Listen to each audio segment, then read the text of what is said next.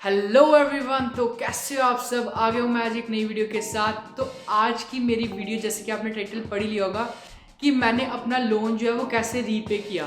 तो जो तो लोग यार मेरे को शुरू से फॉलो कर रहे हैं उनको पता है कि मैंने लोन लिया था बैंक से, और थोड़ा मतलब ऐसे भी था, मतलब टोटल कुल मिला के 10 लाख के करीब लोन था। तो वो मैंने जैसे 2 वीडियोस लोन पे बनाई थी। अगर आपने नहीं चेक की है, पूरी प्लेलिस्ट है उसकी, 2 वीडियोस, मतलब उसमें लोन की जितनी भी वीडियोस मैंने बनाई है, आई थिंक 2 वीडियोस हैं, आप देख सकते हो। तो उससे आपको आइडिया हो जाएगा लोन कैसे मिलता है और क्या लोन लेना वर्थ इट है या नहीं। बट आज की वीडियो में मैं बताऊंगा यार, जो मैंने लोन लिया था उसको मैंने, मतलब मेरी पढ़ाई खत्म हुई थी लास्ट ईयर अगस्त के करीब। तो उसके बाद मैंने कैसे लोन रीपे किया अपना, मतलब जितना भी था, जिस हिसाब से मैंने लोन रीपे किया उसकी पूरी शीट बनाई थी कि कैसे कैसे मैंने एक एक डॉलर मतलब उस हिसाब से उसमें डाला, और ताकि लोन रीपे हो जाए। तो पूरी वीडियो ज़रूर देखना, इससे आपको एक आइडिया हो जाएगा यार, if you are coming here in Canada पढ़ने के लिए, और अगर आप लोन लेके आ रहे हो तो आप लोन रिपे कर सकते हो या नहीं कर सकते हो। ऑब्वियसली यार बहुत ज़्यादा फैक्टर्स पे डिपेंड करती है ये चीज़, जैसे कि आपका खुद का लाइफस्टाइल कैसा है, खर्चे कितने हैं, जो भी है ये सारी चीज़ें। आप ये नहीं सोच सकते कि अगर मैंने पे कर दिया तो आगे भी होगा, राइट। बट मैं कोशिश करूँगा आपको ब्रेक डाउन करके बता दूँ चीज़ों का जो मैंने यूज़ की। तो पूरी वीडियो ज़रूर देखना है, जल्दी से वीडियो को लाइक कर दो। तो जल्दी से वीडियो में चलते हैं और आपको मैं बताता हूँ कि मैंने लोन रिपे कैसे किया।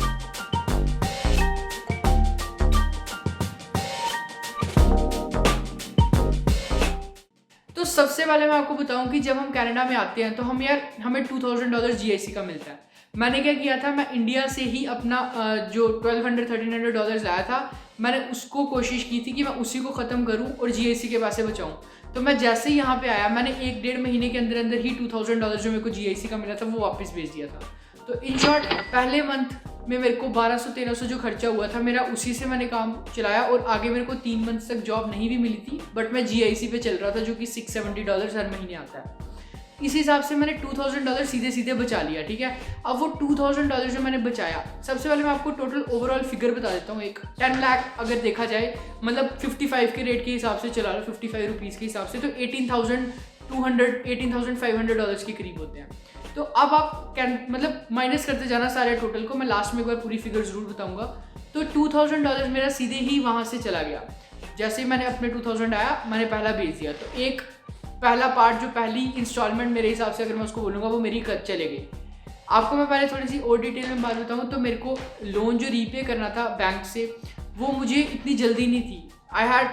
आई थिंक 7 ईयर्स का मेरा ब्रैकेट था उसका, बट मैंने जल्दी ख़त्म कर दिया क्योंकि अपना ही फ़ायदा है। तो उस हिसाब से मैंने 1 लाख जो था सीधे भेज दिया वापस, $2000 जितने भी उस टाइम पे थे। अब जो दूसरी चीज़ जो मैंने देखी, सबसे पहले मेरे को लोन फीस भी इकट्ठी करनी थी अपनी। तो मैंने फ़ीस इकट्ठी करने के तक कुछ नहीं भेजा ज़्यादा खास।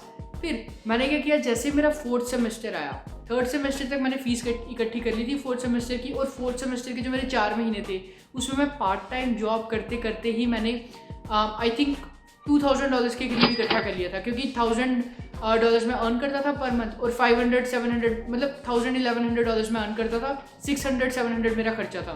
तो मैं 500 हर महीने सेव करके 4 महीने में मैंने $2000 एक और इकट्ठा कर लिया।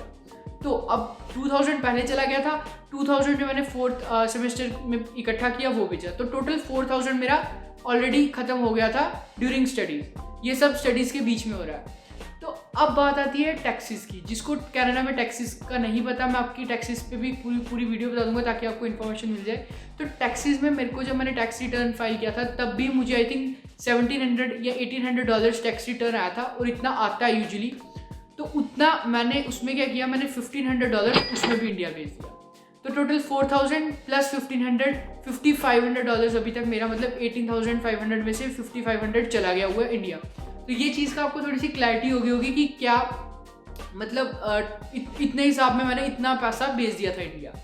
अब जो सबसे बड़ी चीज़ जिसने मेरे को हेल्प किया यहाँ पे लोन रीपे करने में, वो था सर्ब। क्योंकि मैंने सर्ब भी ली थी, और सर्ब लेने के हिसाब से मुझे मतलब बहुत ज़्यादा फ़ायदा हुआ, क्योंकि तब मेरी जॉब सच में, मैं ले ऑफ हो गया था टिम हॉर्टन से। टिम हॉर्टन्स वालों ने मेरे को ले ऑफ लेटर दे दिया था, जिसकी वजह से मैं एलिजिबल हो गया था। मैं सारी रिक्वायरमेंट्स मीट कर रहा था गवर्नमेंट की, ताकि मैं सर्ब ले सकूँ। तो मैंने सर्ब का जो अमाउंट लिया था, वो लिया था $10,000, मतलब 5 मंथ्स के लिए लिया था, जिसमें मैंने 4000 अपने खर्चे रखे और $6000, तो मतलब सबसे बड़ा जो चंक था वो $6000 मैंने इंडिया वो भी बेचा दिया।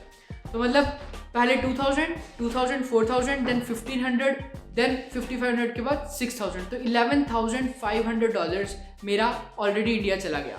जब तक मतलब सब लास्ट ईयर के मिड तक, मिड भी नहीं बोलूँगा मैं, अगस्त सितंबर तक। तो ये चीज़ें अभी लास्ट ईयर तक चल रही थी जब मेरी स्टडीज़ ख़त्म हो रही थी। तो ये सब जितना मैंने लोन रिपे किया ये मैंने स्टडीज़ के दौरान किया यार। ऑब्वियसली मैं बोलूँगा अगर सर्ब ने हेल्प की है, बहुत ज़्यादा हेल्प किया है। अगर सर्ब ना होता तो मैं भी थोड़ा लेट लोन रिपे होता, बट स्टिल ये मैं आपको पूरा एक एक चीज़ बता रहा हूँ कि जो मैंने यूज़ की अगर मतलब उस हिसाब से करने के लिए, ठीक है।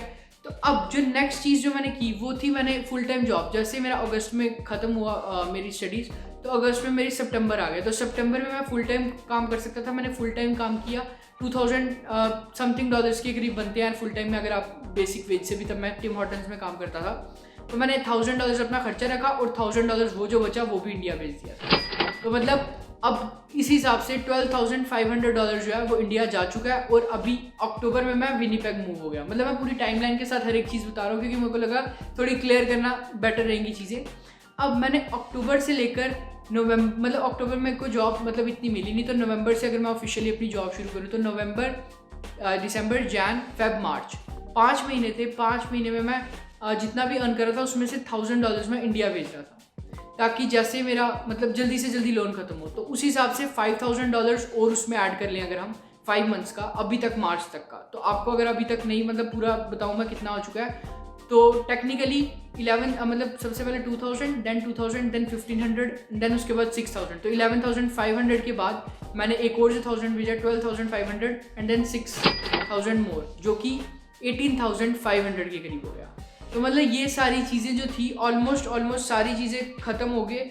मैं एक बार अपनी लिस्ट चेक करूँ कि मैंने और कोई चीज़ ऐड तो नहीं की है। तो मतलब यही सारी चीज़ें थी जो कि मैंने यूज़ की। मतलब यही मैंने फॉर्मूला अपनाया कि हाँ भाई ऐसे ऐसे सिंपल रखोगे तो अपना लोन रिपे हो जाएगा। तो मतलब 10 लाख का जो लोन था वो मैंने इस फॉर्मूले से कर दिया पे।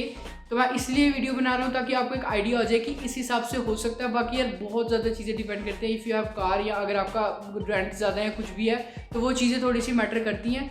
बट मैंने सोचा कि एक ट्रांसपेरेंट वीडियो बनाता हूँ। उम्मीद करता हूँ आपको इससे इन्फॉर्मेशन मिली होगी। अगर इन्फॉर्मेशन मिली ज़रूर लाइक कर दो वीडियो को, चैनल को सब्सक्राइब कर दो और लास्ट चीज़ इंस्टाग्राम पे ज़रूर फॉलो कर लो। Till then take care, bye bye. और एक लास्ट चीज़ और, हाँ 1 लाख सब्सक्राइबर होने वाले हैं, जल्दी से जल्दी करवा दो। फिर उसके बाद सिल्वर प्ले बटन की अनबॉक्सिंग भी चैनल पर डालेंगे। अब चलते हैं, till then take care, bye bye guys, have a good one, stay safe.